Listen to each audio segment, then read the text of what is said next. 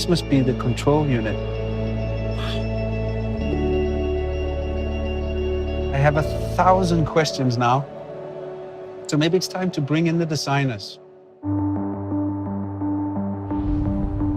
Well, behind this car, what's it supposed to be? We wanted to create a vehicle that is not alien to its environment, that's almost a part of the ecosystem of the environment. Except it has 4 wheels. Actually, it can crab sideways. Really? Yeah. Like Why? 30 degrees sideways. Because we didn't want to have conventional wheels. These wheels, they look more like an animal paw, like soft and, gentle. When you look at this car, what is it that you see as a designer? First of all, I think it looks very futuristic thanks to that super futuristic proportion. We wanted to create something that is very efficient looking, something that is almost like bio-design in harmony with nature. So it goes very gentle through the wind. From the materials, there's a lot of recycled materials. We have the dynamic car, which is fully recycled. We have this Karoon wood, which is fast-growing rattan, very sustainable. We have all these fabrics, this ocean waste plastic. So from the material side, yeah, this is completely sustainable. And of course, our vision is the 100% sustainable car, and that car should embody this. Should we sit inside? Yeah, let's do that. You want to go on the other side? Yeah, sure. It's No. your first time as well. So let's move it slightly forward, okay? We are rolling. Yeah, but steering wheels are so last year.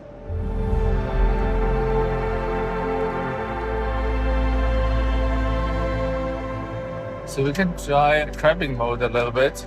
Whoa! So now the cool thing is, the co-driver can take over.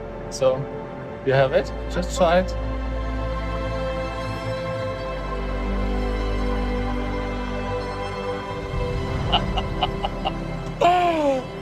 Oh, this is so cool.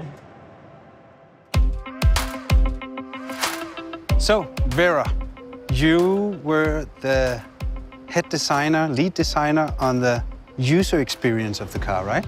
Yes, correct. I'm the Director of Advanced User Experience Design. Exactly. That's you. So when I saw it the first time I saw it, and I went over to it, and I had this feeling that it was trying to communicate with me, with the flaps and the lights and all. So that was your department. Correct. So everything what you see and hear, we did. So when I get into my 2020 Mercedes, there's a lot of linguatronic. You can talk with the car. Yes. This one, you don't talk with it. No, here we don't talk. You interact with it. Yes, it's imagine once you talk with a car, it's more issue and command. We want to reduce this idea and say, hey, this element is more like a skin of ourselves, like a digital membrane of ourselves, which influence us and can provide us an amplified experience to our outside world. We have a more dialogue-based system, and of course, machine learning already can do a lot of things, but we are trying to really that this living organism is starting approaching the human and not we as a human approaching the machine, which is very different. Should we go inside? Yes, let's do it. You want to sit in the... Which way? I don't care. Both is fine. We can steer the car from both sides. True. I'll take the other one. Cool. You go in there.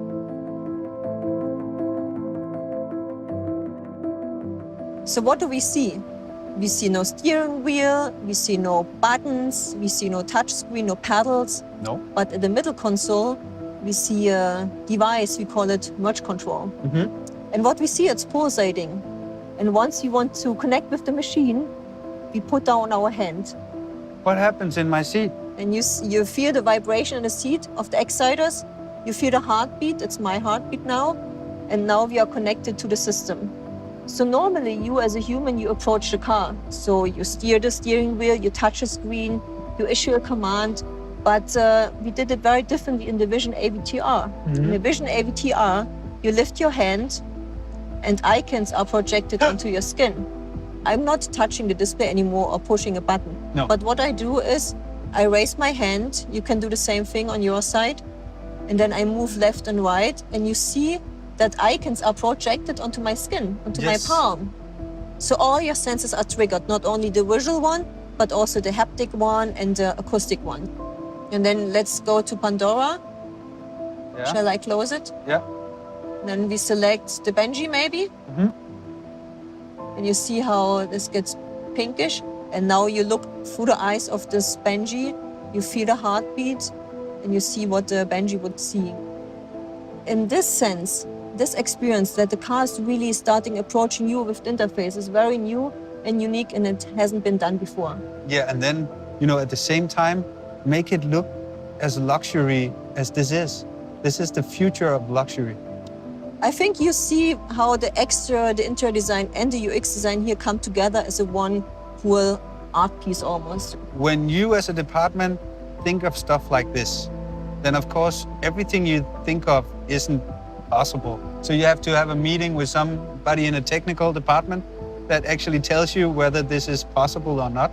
Our engineers are very creative people, very knowledgeable, and only as a collaborative team, designers and the engineers, we can come up with these really functional prototypes. And it's very important. It's functional. It's not faked. It's really working. I don't quite understand all of it, but you did a good job. That's great.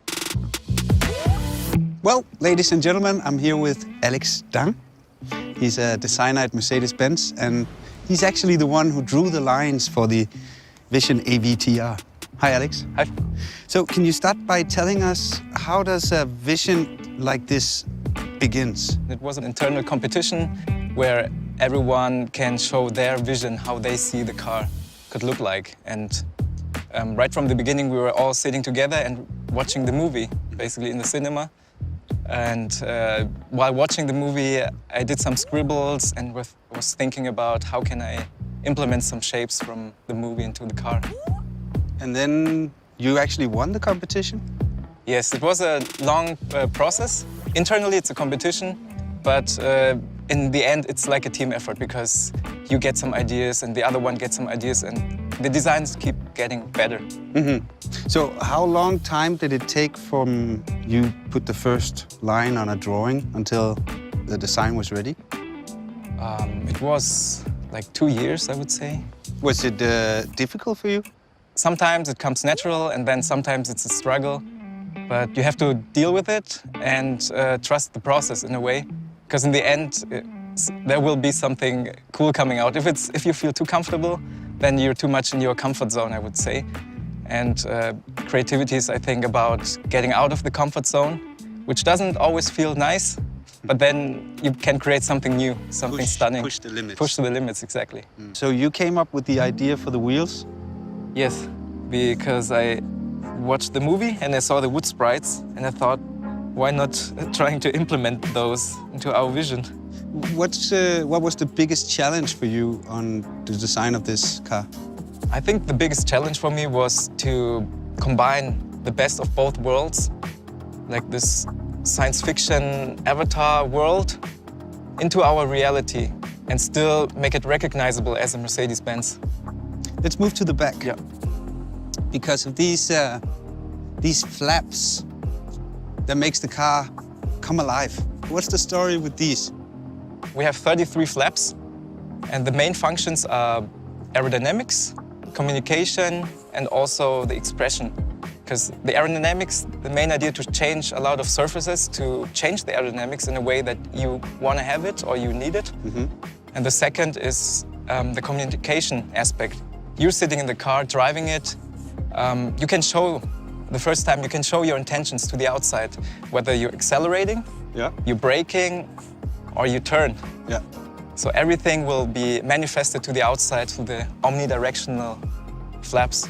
And the third is, because it's an artificial intelligence, it's like a living object, it also has emotions that can be expressed to the outside through the motion design. What do you think it drives like?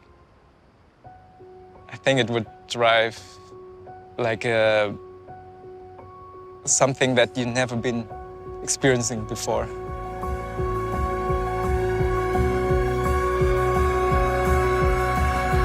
So crazy!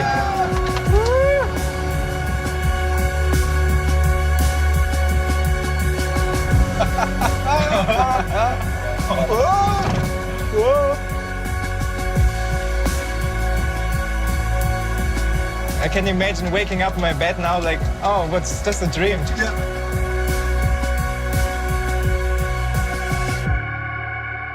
Dude, that was amazing. It really works.